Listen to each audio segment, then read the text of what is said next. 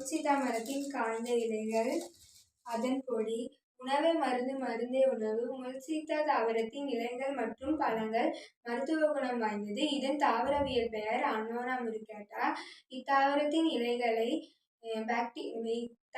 இலைகள் பாக்டீரியாக்களால் ஏற்படும் நிமோனியா, வயிற்றுப்போக்கு, சிறுநீரப்பாதை மற்றும் குடல் நோய்கள், உடலில் ஏற்படும் வீக்கங்கள், இதயம் சம்பந்தமான கோளாறுகளை தடுத்தல் மற்றும் இரத்த சர்க்கரை அளவை பராமரித்தல் போன்ற பல நன்மைகளை தருவதாக உள்ளது. மேலும் இதன் இலைகளுக்கு புற்றுநோய் செல்களை அழிக்கும் ஆற்றல் உள்ளது என்பது இதில் உள்ள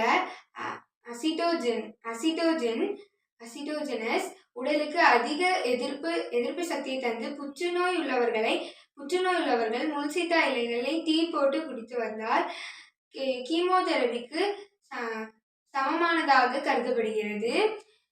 இது போன்று இன்னும் பல நோய்களை குணப்படுத்தும் ஆற்றலுடையது. இலைகளை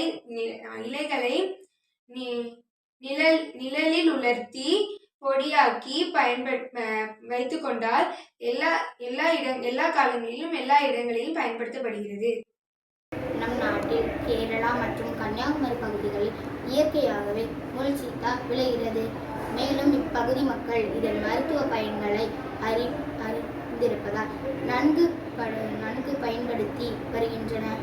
முல்சீத்தாவின் இலைகள், பட்டைகள், பழம், விதை, வேர் என எல்லா பாகங்களும் பல்வேறு நோய்களை மருந்தாக பயன்படுகின்றது. வைட்டமின் A, B நிறைந்துள்ளன.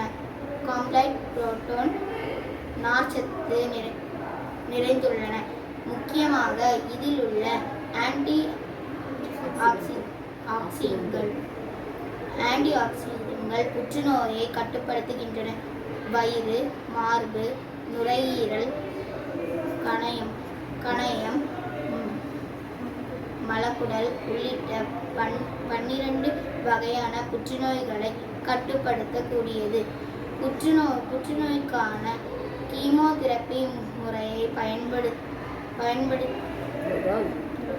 பயன்படுத்தினால் முடி கொட்டுதல், உடல் இளைத்தல் ஆகியவற்றுடன் மேலும் பல பக்க விளைவுகளை உருவாகுவதை தடுக்கலாம்.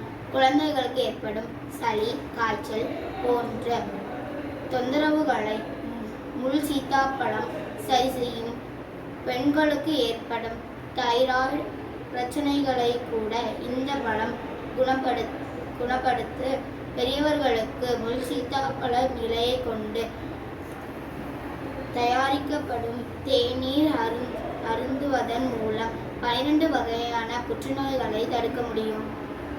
இந்த பழத்திலிருந்து தயாரிக்கப்படும் மருந்துகளை சாதாரணமாக பலரும் உபயோகிக்கின்றனர். ஆனால் அந்த அளவுக்கு இங்கு விழிப்புணர்வு ஏற்படுத்த வேண்டும். எளிய முறையில் கிடைக்கும் அந்த பழத்தின் இலைகளும் பல்வேறு உடல் நல கோளாறுகளை தீர்க்கக்கூடியது என்பதை பலரும் புரிந்து கொள்ள வேண்டும்.